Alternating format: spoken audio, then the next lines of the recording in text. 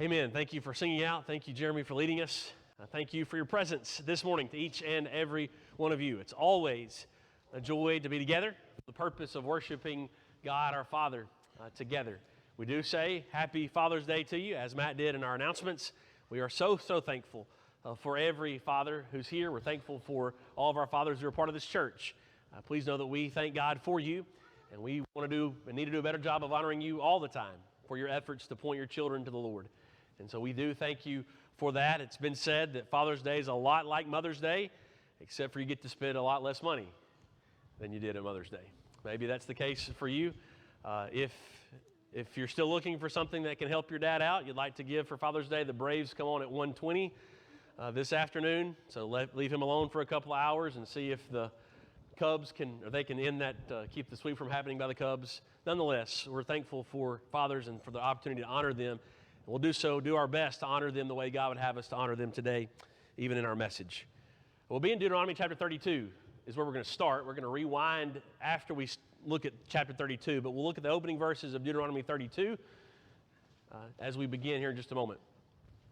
There's a YouTuber named Taylor Kalmus who eventually developed his own TV show that airs on the Magnolia Network, and he partners with other dads. He is a dad himself, and he loves to build things, kind of invent things for his children. He loves to, in this TV show, partner with other dads to build extraordinary tree houses and playhouses. Not your standard fare playhouses, but ones that are big and different and unique. And so he's had a good time with this and in helping dads not only have this product, but also teaching them the skills and helping them to connect to their kids. Well, in the most recent episode that closed out season 2, he actually built his own kids a special playhouse because he had not yet built one. And to do so, he brought in his own dad and also his older brother so they could all spend time together as the men of the family. Well, he's always giving them some kind of a surprise or some kind of twist in the course of the episode and the build project.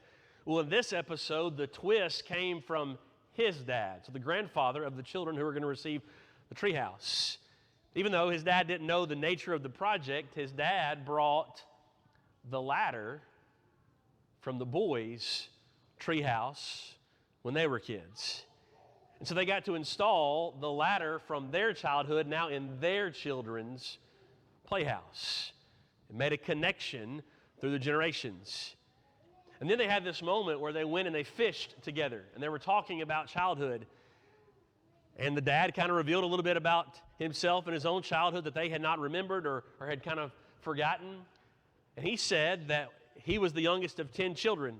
His dad was 50 when he was born. And so the older he got and the older his dad got, the more they butted heads as rebellious teens kind of do. And his dad died when he was 18. And he said, I never had a great childhood, and I never patched things up with my dad when he died. And so he said, directly, because of how things went in my childhood, I wanted to give you all something different, something better than I was able to enjoy. And Taylor, the host of the show, was touched by that story and that recognition. And he said, Dad, I'm thankful that you tried to make things different for us in our childhood than they were in yours. He said, but I speak for my brother when I say we're working really hard to try to give our kids the same thing that you gave us in our childhoods. What a compliment to simply be able to say we were raised in such a way that we want to imitate you. That's really God's plan for fatherhood. Whether or not we ourselves had the raising we wish we would have had or could have had, to be able to say, our children to be able to say, I want to do it like you did it. God has that design in mind for fathers from the time beginning. And He especially has that in mind when it comes to pointing our children to Him. It's true, in light of this episode and this story here, it's true that every dad is a builder. Whether or not we're a builder with our hands, we're all builders. Another approach to that principle, you think not too long ago, a couple of generations ago, it was true that every house was probably built by the father or the husband of the house. If you wanted to have a roof to sleep under and 4 walls around you, you built your own house. Now think about our current culture and how many of our homes were built by our own hands. Even in our assembly this morning, what's that percentage? 2%? 5% at the most? Where actually the homes we live in, the houses we live in, were actually built by our own hands? But when it comes to our homes, it's far different. Our houses may not have been built by us, but our homes are necessarily built by us. Every dad is a builder. We're each responsible for building our own homes. We can't say, like with a house, we can't say that we buy or inherit a home. We have to build our homes. And that reminds us then that we are going to be held accountable for what we build them on and how we build them. And the Lord always reminds us to build His way. And speaking of probably a physical house, the temple, Solomon would say, Psalm 127, unless the Lord builds the house, those who build it labor in vain. But metaphorically, we understand whatever it is that we build, we want to do with the Lord's blessing. And for building our homes, there's no greater blessing, no greater privilege than to build it in a way that points to Him. If we build it, but we labor in vain, how tragic that is. Of all the regrets we could have at the end of our lives, to have to say to the Lord, instead of building my home your way, I built it my way. I built it my wife's way. I built it my child's way. I built it the culture's way. I built it my child's friend's parents' way. All of those would be so tragic. He says it's meaningful when we build it with Him. And then just 2 verses later, it reminds us of the importance of children in this equation. It's through children that we build our homes, and it's through children we accomplish the very purposes of God. It's children that are a heritage from the Lord. God gives them to us as a present blessing with an eye toward the future. That's what heritage means. It's a continual blessing. The fruit of the womb is a reward. It's always been God's plan for us to continue ourselves as a people through the giving of children to fathers and to parents.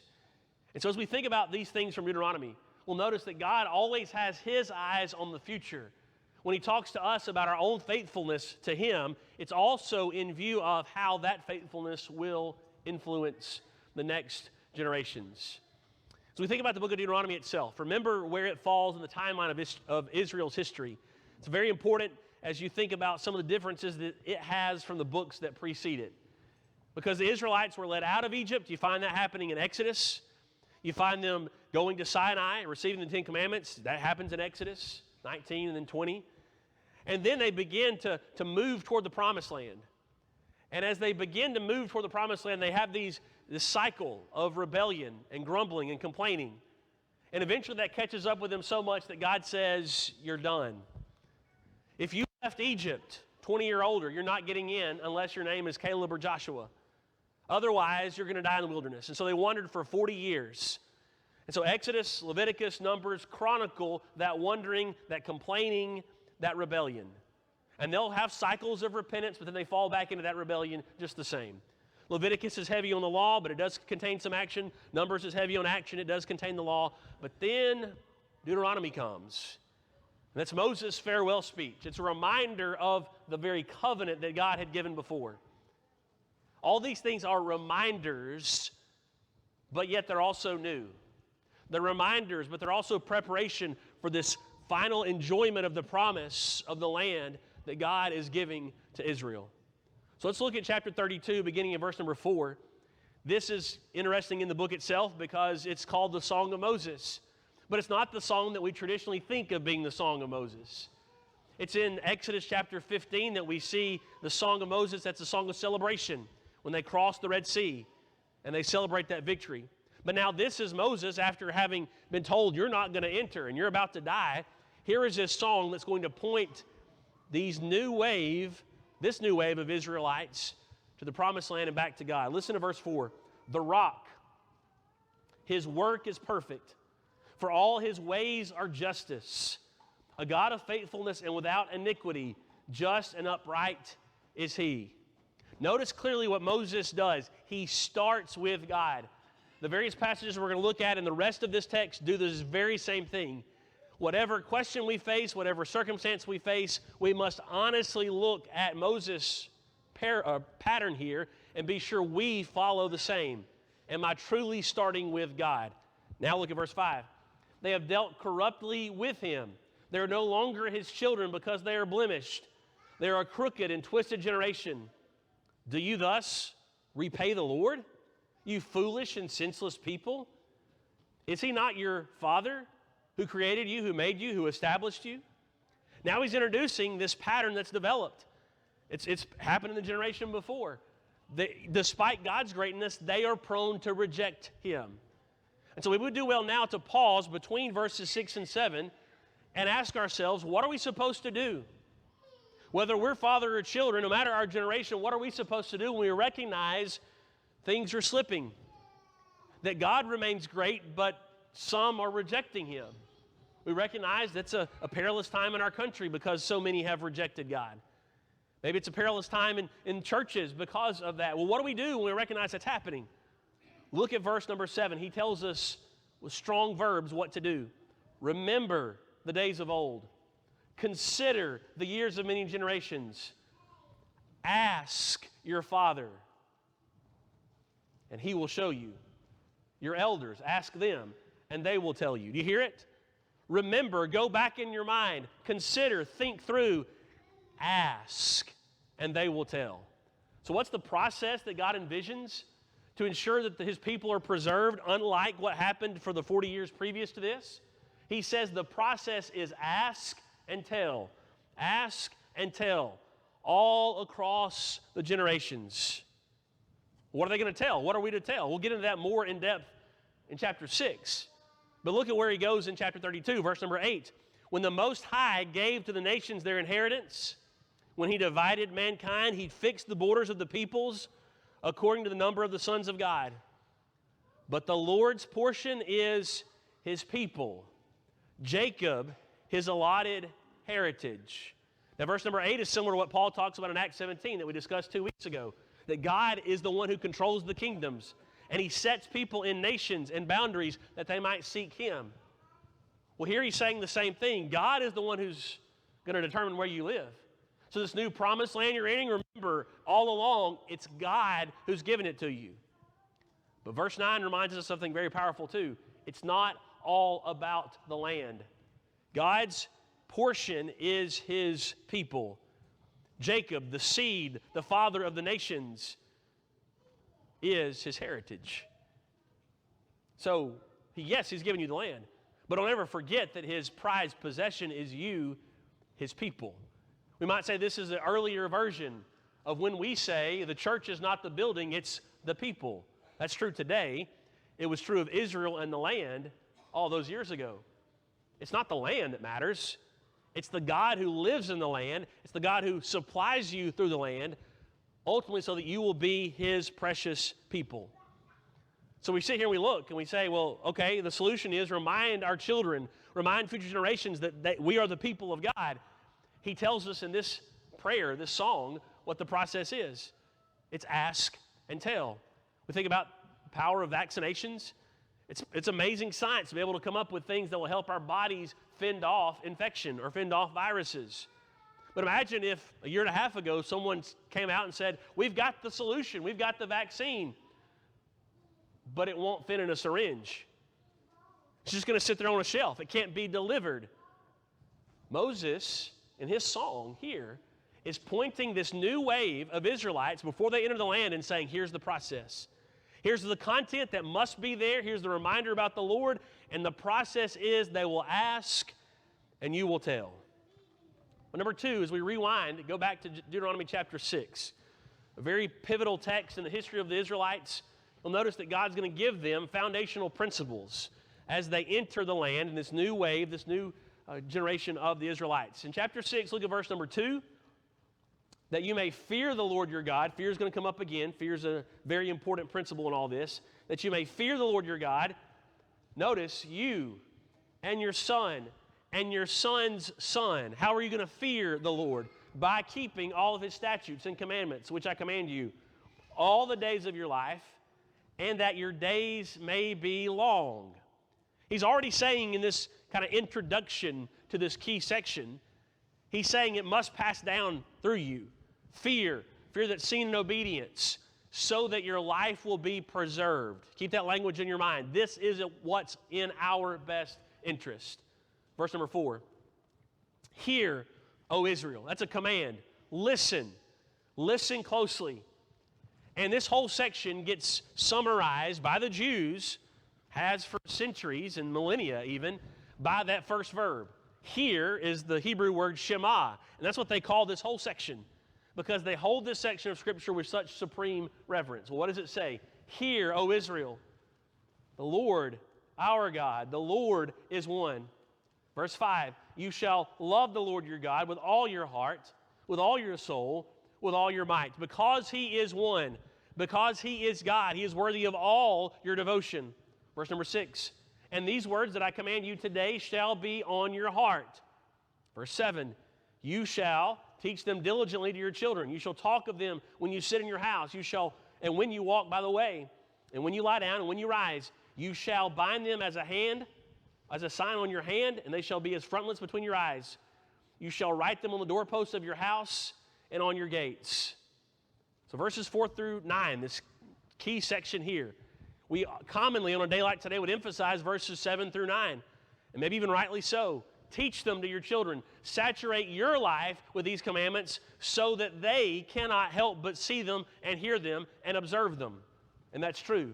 You'll notice that it's coming out of personal conviction. You'll notice that it's supposed to be creative and saturated in life. It's supposed to be diligent. All right, so we can ask the question, when during a given day? Well, it's in the course of our habits. We go and come, and whatever it is, we're talking about the things of God. But then we also might ask, well, how often? Well, the word diligently answers that question. All the time. Diligently. It's something we are always committed to. There's nothing we do, and there's nowhere we go where we are not to talk of God and His goodness to us. But perhaps the key verse for us to notice this morning is verse number 6, because that may be the verse that has historically, in the eyes of the Jews especially, been most ignored in terms of application. Verse number 6 says, these words that I command you today shall be on your heart. Before he says, teach them to your children, he says they shall be on your heart. See, this text was highly revered by the Jews. They knew God was one intellectually. They memorized this text. They wrote it down. They copied it and recopied it. They would roll it up and they would wear it on their necks. They would write it and put it on their heads. They would put it on their hands. They would do all these sorts of things like this text said. If they were asked to quote the text, they could have. If they were asked, are you obeying the text? They would say, yes, we are. And yet we know history documents that they left God over and over and over again. And it's because it had first not saturated their own hearts. And they were trying to saturate their lives, their children's lives perhaps, but from a distance. Think about how this principle is key to all this, and how it's in contrast with the dominant way of parenting in our current culture. For the most part, culture around us says, hey, if you want a child who is going to excel in these areas of life, if it's sports or academics or music or art, then you have to sacrifice. You have to give up. It has to push you, and you have to pay a lot of money. You know, those travel ball leagues are not free, and lessons are not free. Look at all you got to sacrifice. You got to work. You got to give. Look at all the time on the roads and the running around, and one parent go this way and one parent go that way. You've got to do that to be successful. If it means enough to you, you've got to give it up. Is that what God's saying about raising children successfully for Him? No, He says it comes out of who you are. When they are in your heart so much that they overflow into your children's lives, that's when you train them to know Him. So our lives are like a saucer. When our children are a saucer and our lives are so full of the goodness of God and the laws of God that it keeps overflowing into their lives, that's God's plan. Not sacrifice and compromise, but true conviction, round-the-clock devotion, such that it is always spilling in to their young hearts. As we mentioned, this was a prized text for the Jews.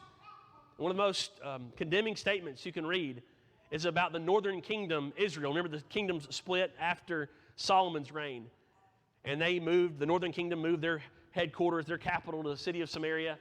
and they were ransacked, attacked, destroyed, and many of them were carried captive by the Assyrian nation, which was the big nation prior to Babylon. And there's this writing on a column of the day, which is how they preserved history of the day. Here's what their king said: I carried away 27,290 inhabitants of the city of Samaria, by lineage, by heritage Jews, along with their many gods in whom they trusted. Most, if not all, those 27,290 would have memorized, Hear, O Israel, the Lord our God, the Lord is one.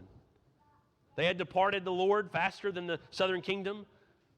But this outsider, this pagan, looked at these people who were supposed to have had these things saturated in their hearts. And they said, they trust in a bunch of gods like we do. And their gods are weaker than ours. This text reminds us all that God expects us to do flows from our pure devotion to Him first and foremost. But number 3, kind of our key text for the morning, is also in chapter 6. But it joins this prominent passage that we've just read with that process that he outlines in chapter 32, which is the asking of the fathers, the asking of the previous generations, and those previous generations telling them about the greatness of God. So look at chapter 6 and verse number 20. When your son asks you in time to come, what is the meaning of the testimonies and the statutes and the rules that the Lord our God has commanded you? Then you shall say to your son, we were Pharaoh's slaves in Egypt, and the Lord brought us out of Egypt with a mighty hand.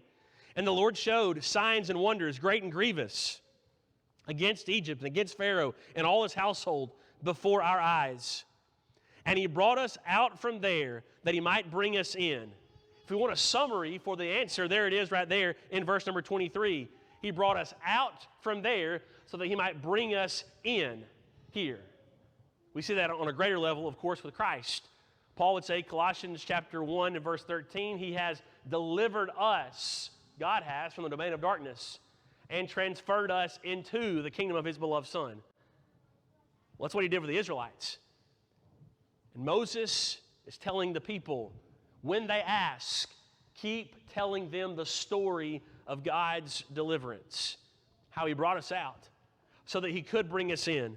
Bring us in, verse 23, and give us the land that he swore to give to our fathers.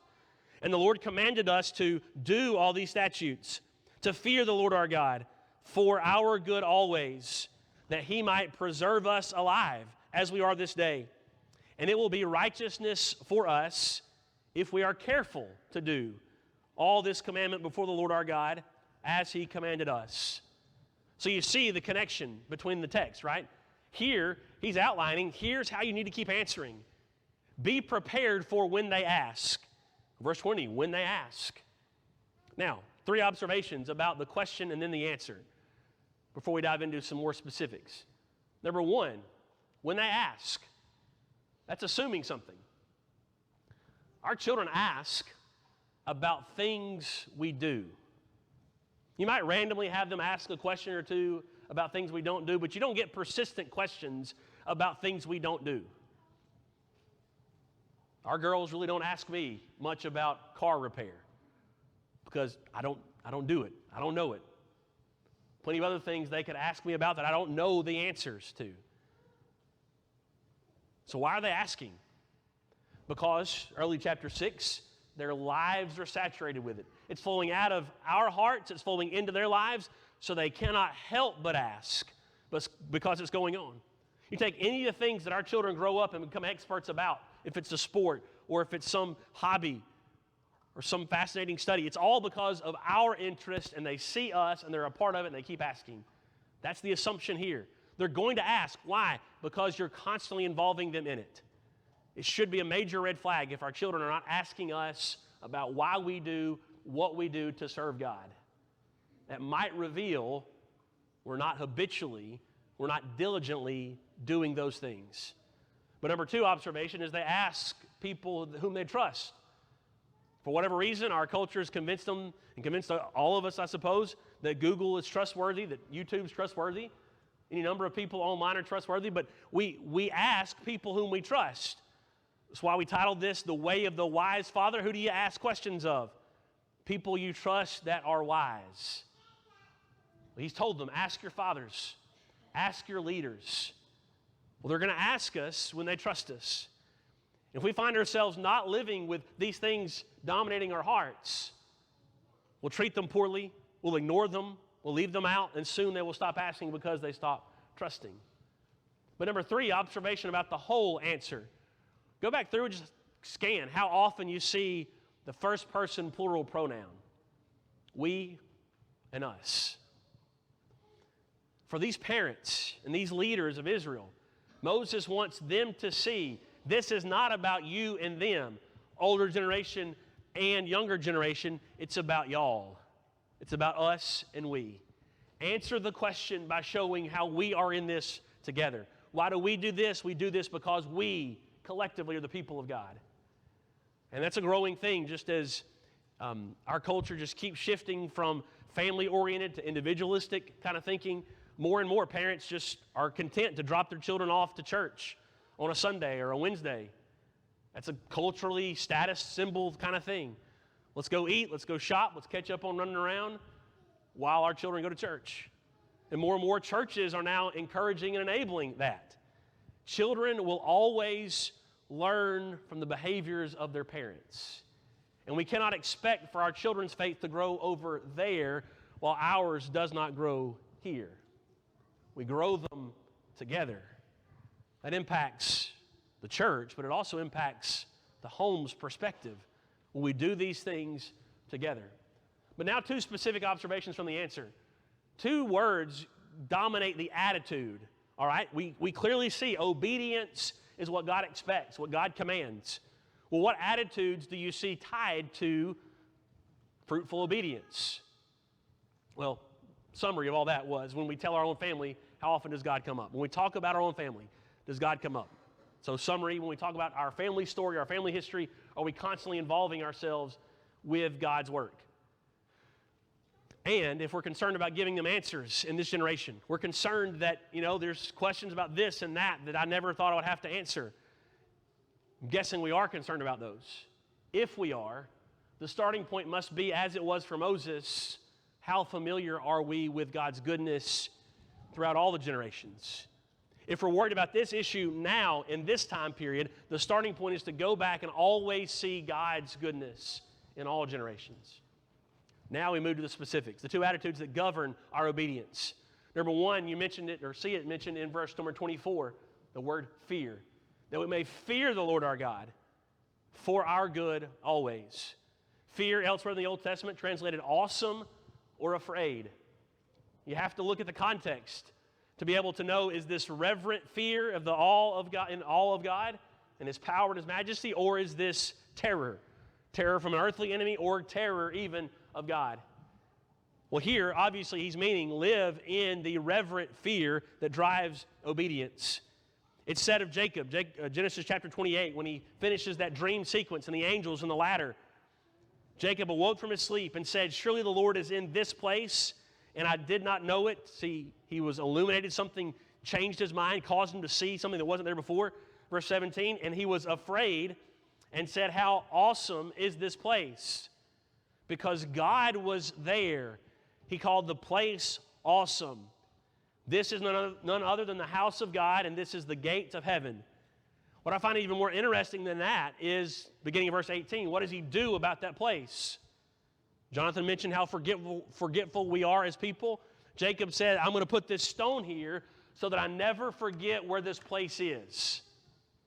This place is where I learned a truth about God. And so I want to remember, and I want my children and their children and their children to keep remembering the goodness and the presence of God. But then also you think about fear. The Israelites themselves, this new generation, their fathers were said to have feared God. They just did not hold on to that fear. They did not stay in that fear. So when they were led out of the land of Egypt and across the Red Sea, they're on the shores of the Red Sea, and the Egyptians have just been killed in the sea.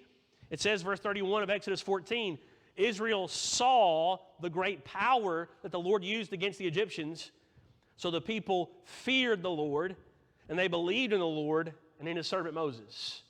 We'll come back to it, but notice that formula. Because they saw the power of God, they feared the Lord. They also believed in Moses who was leading them. So we're faced to always recognize we're either going to fear the Lord out of reverence and submission, or we will answer in terrified fear to the Lord for ignoring Him. It's interesting that two main texts that we connect to parenting, and fathers especially, also are closely connected with fear. So Joshua 24 and verse 14. Now therefore, fear the Lord and serve Him in sincerity and in faithfulness. This is after Joshua leads the Israelites into the promised land. He's divided up the land, and he's about to die. And he says, I know some of y'all are double questioning this, but you must decide. Verse 14, fear the Lord, serve Him in sincerity and in faithfulness. It's then in verse 15 that he says, choose you this day whom you will serve, but as for me and my house, we will serve the Lord. That's courageous parenting, courageous fathering, who says, I have the responsibility from God to determine who I will follow and who my household will follow. I'm not leaving it up to them. Proverbs 22, verse 4. The reward for humility and fear of the Lord is riches and honor and life.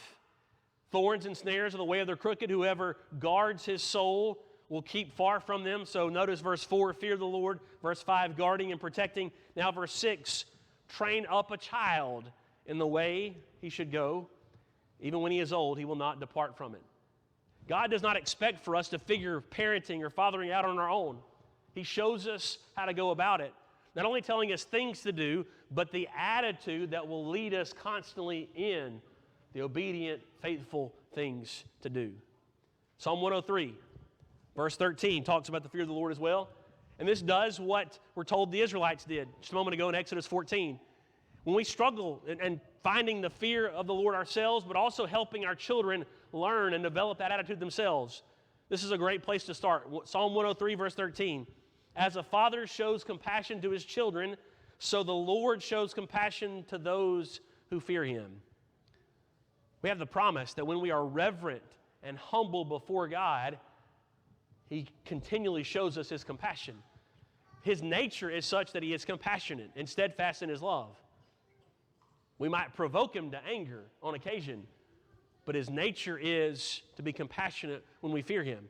So we can take this verse number 13 of Psalm 103 and look backward through it. We find ourselves, and we're in a struggling season as a parent or as a father, and we think, my child seems a little rebellious.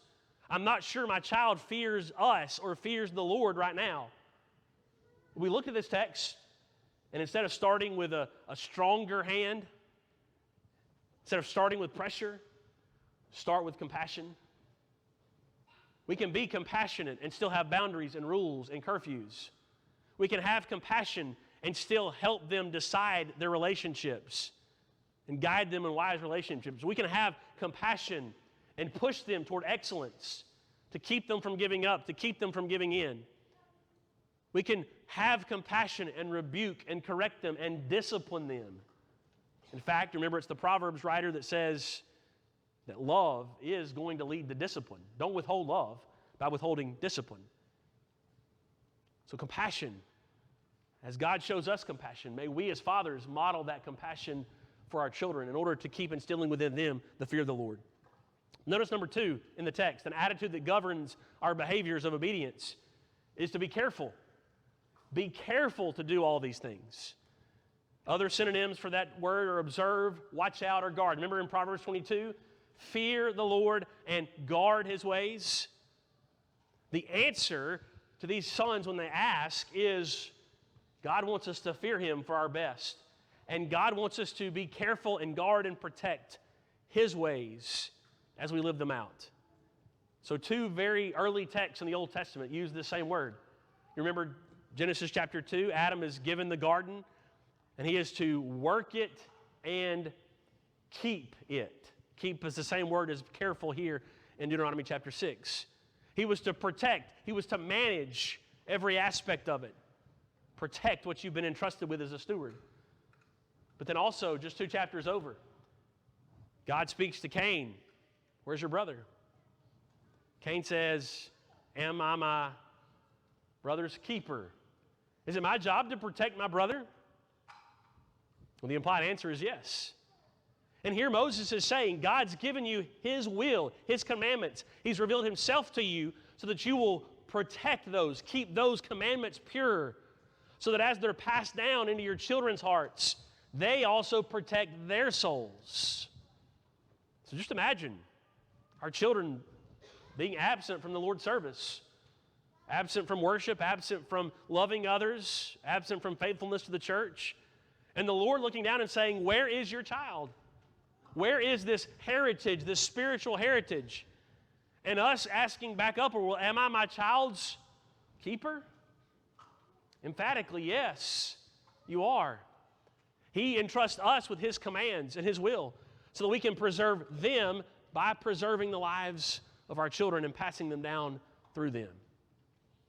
So we live in full respect and reverence for God and His power. And that drives us to being careful, which then keeps fueling our obedience. You think about a situation where maybe this same dynamic is at play. This is a guy named Alex Honnold, who is the most famous free solo climber. He doesn't respect, and they don't respect gravity fully when they do this. They get up on rocks, high rocks, hundreds of feet up in the air, mountainsides, and they'll climb without a rope, without anything tethering them, and they will climb without a partner. Free solo. Free, unattached, solo by myself. Now, the death rate's not all that high because they're smart enough to not do it very often, okay? But you can see how you do this often enough where you fail to respect the power of gravity, eventually you'll have to answer for gravity. So that's going to keep driving us. We would never go climb El Capitan without a rope because we respect gravity so much. That's what's happening here. We can live in submission out of fear of God, or we can live against the fear of God and answer for it with that terror-fueled fear. Thus, we commit to being careful. What's interesting about Alex is he does this just rarely. He doesn't do it all the time. But he hasn't done it since February, and he's even said, I may not ever do it again because he's got a daughter now. The blessing of fatherhood has changed his perspective toward the laws of gravity, toward that which must be feared and respected. Eye-opening for us. God expects for us to live faithfully for ourselves first. Our souls are valuable. But it is also true that when He brings children into our lives and gives us them, we also take on this additional level of responsibility to guide them and to love them and bring them to Him. So why has God done all this? We're going to tell our children these good things. We're going to remind them of these things. Why has He done this? You'll notice the phrases in the text, verse 24, for our good always. And verse 25, that righteousness might be upon us. We can say we're doing what's best for our household when we're following the will of God. And we can say this is a place where God's righteousness dwells because He has given that righteousness to us when we fear and submit to Him fully. So how often do we talk about God? We mentioned that earlier. But to take that further, how often do we say things like, we are so blessed by God for fill in the blank? God has been good to this home by fill in the blank. To use those phrases might take just a few seconds, but over time, when we are diligently doing it, we're pointing our children upward, beyond the plane of this earth, to remind them of how good and how great God is to us in all things. We think about what's best for our children. We're going to do what God does and think like He thinks. He's pointing us to the future, right? It's His heritage that's in view, why He gives us children. What if we fast forward into the future 50, 70 years? These people on the screen, those are our children today. They're getting together as a church family. They're getting together as related family, perhaps. Where are we in the picture? We're not there, right? 50 to 70 years, we're not in the picture. We're long gone. And there's a part of me that wonders, well, what are they going to say about me? What are they going to say about Dad? There's a lot of good things I hope they say about Dad. But the most important thing they can be saying when they have grandchildren of their own is still, what do they say about God? Do they say, God has been good to us throughout the generations? Look how good God has been to the Parish Church of Christ for all these years. How good God has been to this home and this family, and how many souls we've been able to reach in Walker County because of His goodness. Can we fast forward and do that? What will our children be saying about God long after we're gone? That starts with how we feel about God and fear Him and are careful to keep His will, but also begins with what we say about Him now to them. Ultimately, we're pointing them to Christ. We want them to know the salvation, the deliverance that Christ gives us through His blood.